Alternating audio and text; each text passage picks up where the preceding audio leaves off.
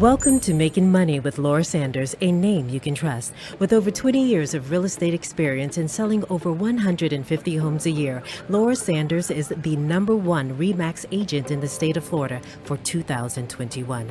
Join us each week as we discuss how to make money through buying and flipping homes to renting versus selling and everything in between. To join the conversation, call in live 888-994-4995, Studio A. Hi everyone, and welcome to Making Money with Laura Sanders, and I am your host, Laura Sanders. Every week we talk about something to help you make a little money, save a little money, or maybe just help you navigate this crazy world that we live in. And boy oh boy, as I say every week, it is crazy. I mean, the things that happen, I honestly can't make them up, to be honest with you. Today we're going to talk about FinCEN, which you're probably going, what the hell is that? I have with me here today Charles Esposito from JK Closing Attorneys and Nicholas Fiorello. So welcome, guys. Thank you. Thanks for having us. So I got two attorneys at one time in the same room. This is exciting because they're always so busy. We always have time for you. Oh, well, thank you. So the other day I was reading something and I said, what the hell is this FinCEN? And so of course I'm talking to CJ and I'm going, I think this is like a radio show topic because I'm sure a lot of people have no idea what this is. So can you guys tell me a little bit about it and what agents and sellers and buyers need to look out for? Yeah, it's something that is not new. It's been modified in a way where real estate is matching up with banking institutions to prevent money laundering, and anything along those lines. Basically, what has happened in the past is that people have bought properties with money from who knows where, from doing who knows what, and shell companies, and there's been no reporting. They buy it in cash, and there's no way that the government can follow who exactly is purchasing a property, what exactly they're doing with that property, where that money came from. I guess I'm confused though, and I'm sure a lot of our listeners might be as well. When I go to buy a property, I'm not coming in with a suitcase filled with hundreds, right? So I'm Some actually. people try to. Have you seen that? Yeah. Oh wow, that's pretty funny. It's funny it even gets that far. So obviously the money is in an account, and when I first started real estate, obviously we brought cashier's checks to closing, and eventually that faded out completely. And now you give wiring instructions, and obviously always double check the last 4 digits of the number. I'm very big on that so that you don't end up sending your money to the wrong place. They wire the money to you. Well, they have to get it in the bank somehow, right? And typically deposits over $10,000, the IRS basically is notified by the bank to the IRS for these $10,000 deposits, over $10,000. Yeah, if it's cash. And for these types of transactions that we're talking about, FinCEN, which is the Financial Crimes Enforcement Network, they're looking for money laundering. And so when we say cash, it doesn't have to be actual cash that you take and deposit in the bank. It just means it's not financed by an NMLS lender, so a lender that's accredited. When a buyer goes through getting a loan through a traditional lender, the lender is sending all of that information to the federal government, okay? But when a buyer is purchasing without one of those lenders, it could be cash, just money from a bank account. It could be a hard money loan, or it could be, a gift from somebody else. The federal government does not receive any information on that until they've updated these rules for FinCEN now. So this doesn't affect traditional buyers though. This only affects buyers who are purchasing with an entity or a trust. So if you're buying with an LLC or you're buying with a trust, then they want to know who the beneficial owner of that LLC or the trust is, and they want to know where that money came from. So there's certain things that they ask us as a closing agent to report to the federal government now. Okay. Beneficial owner is 25% or more of ownership of that entity. So they're looking for the people that are behind these entities that are purchasing. And what do they do with those people? Do They're they now- research them? Well, where we send in information such as the purchase price, the property address, the names of these beneficial owners, and they go into a secure network. It's not like a public network database that they can go to and people can freely search. It's with the federal government, and they're basically seeing and determining who these people are and where this money is coming from to avoid that money laundering that's been ever so present. Right. You know, it's funny. I always wonder, like, how that all goes down, the money laundering. Like, I always think, and I'm not going to say a specific mattress place, but like who shops? Like, there's nobody ever in there. Like, I always think that if you're in like certain cities, you'll see a mattress shop every like 3 miles. I mean, it's not like it's Publix. Like, how many mattress stores could you literally buy a mattress from? Like, I don't know. Yeah, and we do hear about fraud. It's like a hot topic right now in the news, all different types of fraud. And this is one of those measures that it wasn't passed this year, this was passed last year, the update to the FinCEN, and now the deadline for it is now coming up March 1st. So this is something that's been in the works for a while, and now it's finally going to come into play, and we're going to have to start reporting these transactions after March 1st. So even though fraud is kind of in the news right now, I mean, Florida's always in the news for fraud. They call Florida the fraud capital of the world, but we're starting to hear about it from other states. You know, what's going on in Minnesota has been a hot topic, but the money's coming from somewhere. Right. And so they want to figure out where the money is coming from. And when there's not a traditional lender, they don't know where the money's coming from. And so that's kind of the key for this update to FinCEN. So what I think we definitely let the listeners know is that if you are buying in your name, Charles Esposito, it means that you're not going to be having to have to be reported because you're a personal person and not an entity that's buying an LLC. So I think we just need to make that clear that because we hear cash purchases, but it's okay if you're buying for yourself. Like, even if, like, let's say, you know, your dad wanted to buy you a property cash and he's buying it in your name and he's giving you the money, this would not fall into that category. And there's also another distinction. It doesn't apply to most vacant land properties. That's case by case, but then commercial properties either. So it's really residential properties that this is focusing on. Well, why would it Only. matter? Why would they segregate that? Because to me, it's like money laundering is money laundering. Like, in fact, I would think they would want more commercial property. It seems like it's promoting a loophole right now, and I'm sure they have to, you know, this is new, the way they're enforcing it, so it's going to be a hurdle for closing agents like us, where we have to adjust to new reporting guidelines, but we have everything in place ready to do that. I'm sure it's going to be a new hurdle for FinCEN to deal with this and to see how it plays out. So we're just going to have to wait and see. So I'm wondering, though, so this brings me back to the new recent, which I guess it's been about 2 years already, people buying property that are foreign nationals, that are, you know, like from China, certain specific areas. How is that going right now? Because I kind of forgot to keep thinking about getting that affidavit. Yeah, I mean, which I know you're doing it for us. 100%. That's like one of our main goals still when we're doing a transaction, at as early as possible to determine if the buyer is from a country of concern. So there's Syria, North Korea, Venezuela. You know, somebody came to me recently and asked, with the stuff happening in Venezuela, is it still a country of concern? And I'm like, yeah, it's still, just because everything that went down a couple weeks ago happened, it didn't change as a country of concern yet. But no, it's something that we are trying to ascertain as soon as possible, because we don't want to put a seller in a position where they're transferring property to somebody from one of those countries. Right. Yeah, and I think it's important too on that law to understand the distinction too. The law talks about where they're domiciled.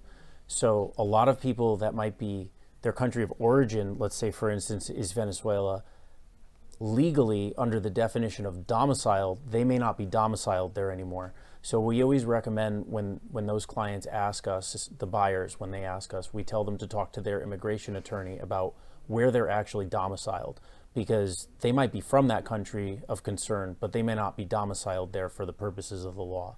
So a lot of the transactions where we've dealt with, things like that, they've been able to sign the affidavit under the advice of an immigration attorney that tells them, yeah, this is fine for you to sign because you're no longer domiciled in that country. These people could have been in this country or other countries for years, and they have no intention of going back to that original country of concern, so they're not domiciled there anymore. But does that now fall into the ICE situation? Not sure. Well, domicile, you can be a legal immigrant here and be domiciled in a country of concern. If you are an illegal alien in this country, then that's not something from a real estate transaction that traditionally everybody can find out either. Right. Unless there's a lender on the transaction that's determining what their citizenship status is. But we don't ask that question, right? So if No. that was a person that's an illegal alien paying cash in their name, Yeah, this FinCEN we don't even would ask not for Social require Security that. when you purchase, right? Cash? No? No. So yeah, FinCEN wouldn't apply. It's an Right. individual purchasing. So All right. I mean, I showed up at the office last week at 7:30 in the morning, maybe 7:15, who knows, and ICE was in front of the office. Oh, really, yeah. Yep. wow. So of course right away I reached out to someone who I wasn't sure if their wife was, and they come into the office, so I let them know. And then I found out we have an immigration attorney that works in the building. So maybe that's what they were looking for. I don't know why it's 7:15 in the morning, but Wow. yeah. So that's a whole nother thing. But Yeah, it's interesting how real estate works and who can and who can't and what we check and what we don't check. Yeah, there's a lot of talk now with national security concerns regarding real estate, and that's one of the reasons why these updates to laws are happening, and it's the federal level and also the state level. So the law that we were just talking about with the foreign countries of concern, that's a state level law. I think there are about 20 plus states that have a law that's very similar to the Florida law. It's not every state, and it's not the federal government. It's not like the federal government says people from these countries can't own property in the United States. They can, but in Florida, they may not be able to, depending on where the property is located or depending on what country they're from. And those cases have been ruled on at higher court levels, and they've been all adjudicated, and those laws are constitutional. There's hundreds of years of case law that say that states can pass laws like that. So we're kind of past the point now of where people are arguing that these laws are unconstitutional. They're here to stay. So we deal with that in real estate transactions, and it's things that you as a realtor might have to be concerned about, or you hear about it, and then your clients have to be concerned about it. So then when we get questions like this, we have to point everybody in the right direction. So with the foreign countries of concern, we're always talking about immigration attorneys. Hey, you got to get this okayed by your immigration attorney because you're going to have to sign an affidavit. When we're representing sellers, we have to give documents for the buyer to sign to protect the seller, because this is what the law is. And a lot of realtors don't realize that it's not really their job to figure all of this out.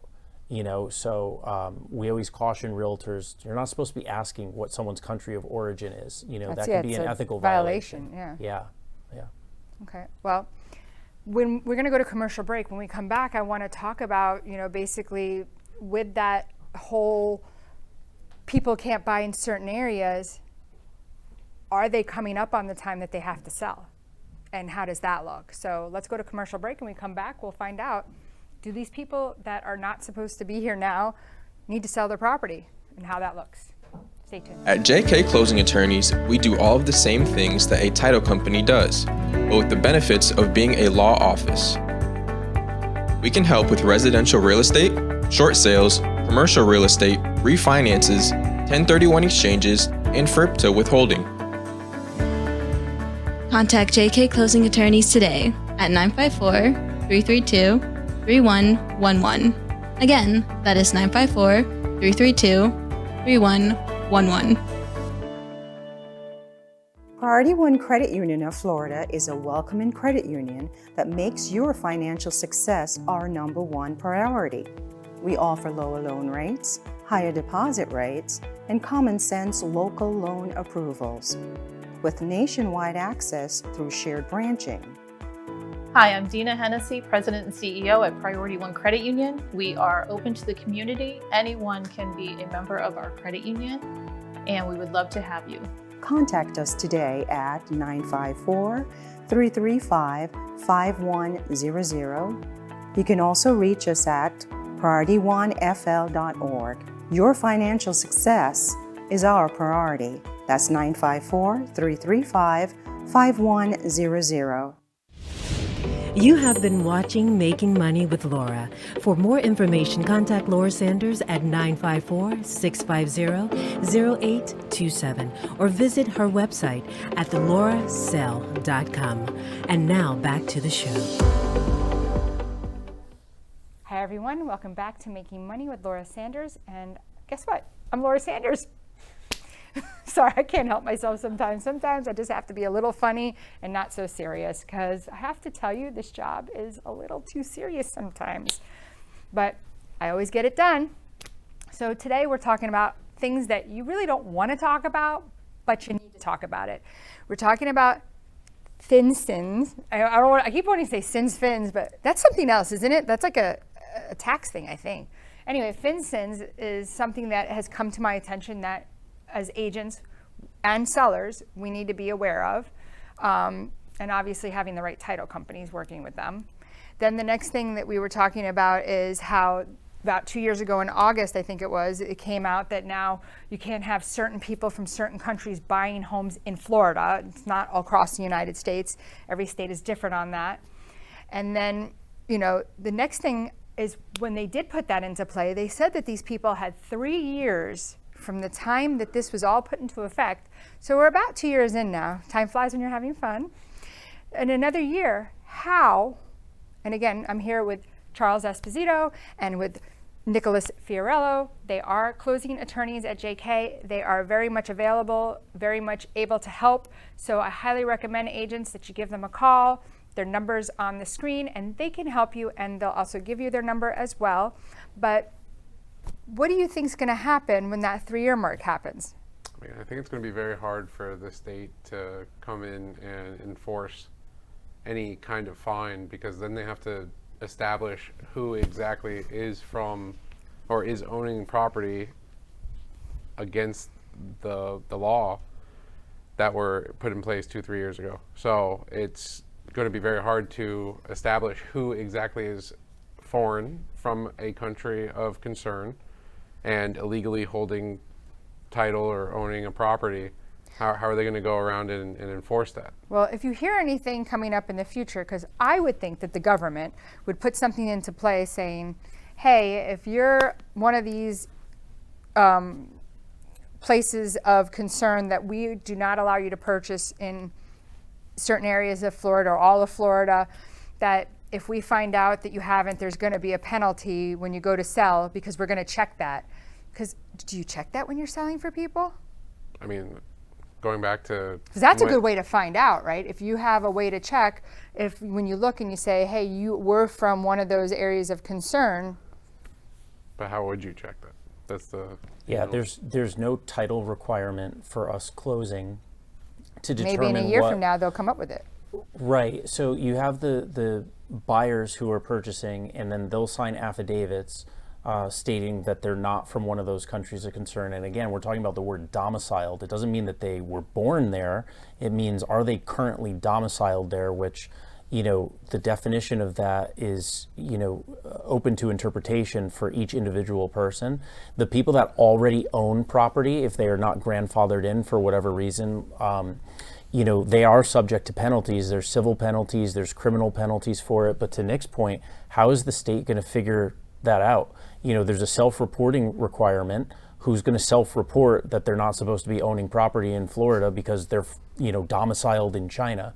So, I mean, now with the advent of AI, it's getting a lot easier for the state to comb through records that they have.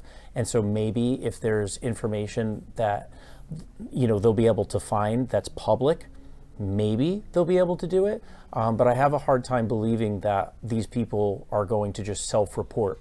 It's like anybody else who's breaking the law, why are they going to, tell on themselves, essentially? So I'm sure that the state has a database of people that they think, fit into this criteria, but ultimately, they passed this law in order to prevent new people from buying. I think it's going to be very hard for them to enforce it against people who already own, because there's not a great way to figure out whether or not those people are domiciled somewhere. Certainly if they have homestead here, they're not domiciled in those other countries anymore. Right. Yeah, that'd be a strong argument they're domiciled here. Exactly. So, and it's like, it's just tough to, how do you find these people if they're not self-reporting? And then if you put a penalty on reporting themselves, why the hell would they sell?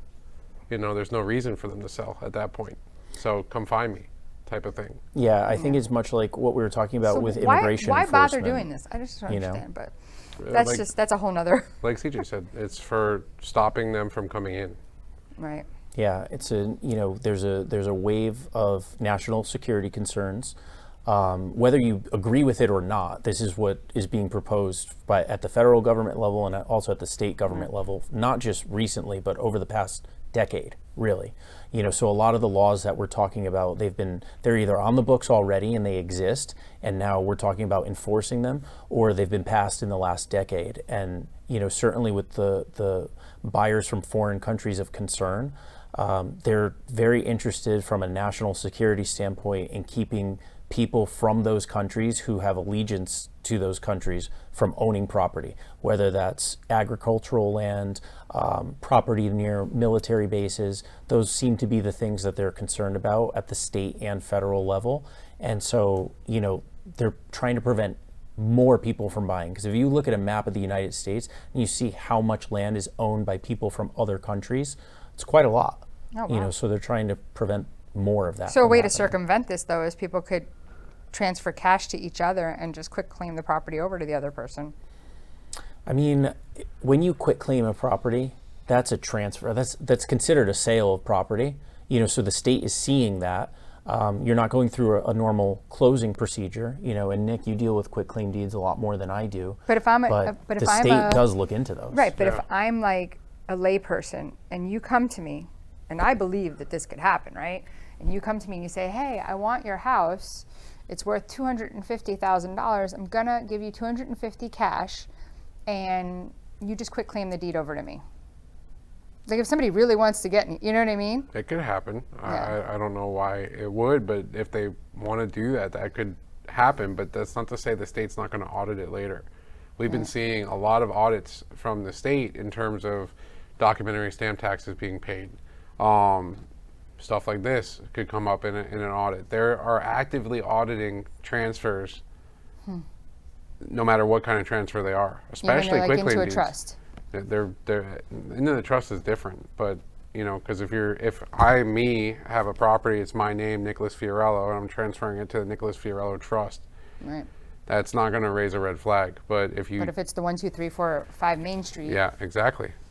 Okay. Yeah, and when properties are sold below market value, we're starting to see audits for that too. The counties reach out to us if we're the attorney of record on the deed or the closing agent. They'll ask us about the transaction and they tell us over the phone, hey, we had this property's value at $1 million and we saw that it only sold for $700,000. Do you know anything about this transaction? Usually we don't know anything about the negotiation of the transaction, so we'll put them in touch with the realtors. But the counties are auditing those things. Right. Well, and then the last thing that I wanted to talk about was, I'm getting emails still for the BOI, and that was told to me that it was, you don't do this. Like, what was the penalty again if you didn't do that? It was something crazy. It was like a crazy penalty. There was a penalty, and this is something that's been back and forth for the last year or two. We've been talking about it. They came out with, this again falls on national security, the anti-money laundering, everything that we've been talking about today. It's all related to it. And it's something that Would somebody like to launder money into my account? I'm okay with it. I don't know if you want to that to happen. But so My Zelle is. lay it out. Phone number's on the screen. Yeah, My phone number's on the screen, and that goes directly to my Zelle. Exactly. So I mean, it's a requirement that was initially presented that all beneficial owners, like we talked about earlier, had to report themselves as a beneficial owner of an entity. Again, 25% plus percent ownership in the entity.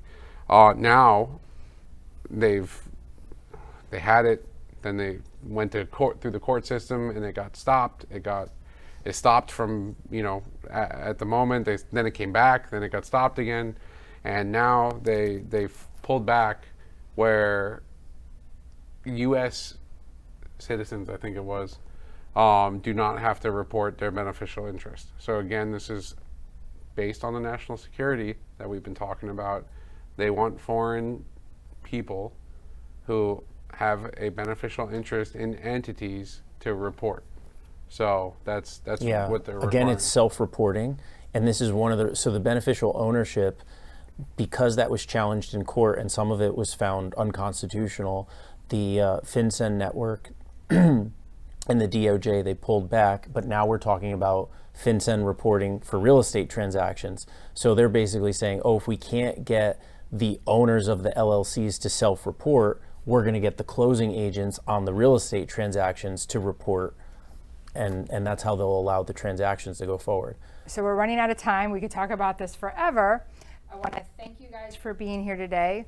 A good number to call me if you're looking for a top agent, because what you've proved today is there's a lot of crazy stuff going on out there, and if you don't have the right closing agents, right attorney, or the right agent, you definitely could be in hot water. So again, Laura Sanders, RE/MAX Direct, 954-650-0827, or you can call Charles or Nicholas at 954-779-5000, or you can email us at legal@jkclosings.com. And again, thank you always for being on the show. Thank and you until as well. next time. Thanks for having us. Have a good night. Thank you for tuning in for Making Money with Laura Sanders, a name you can trust. To join the conversation, call us at the studio, 888-994-4995 Studio A, or contact Laura directly at 954-650-0827. Laura Sanders, a name you can trust. We look forward to seeing you next week.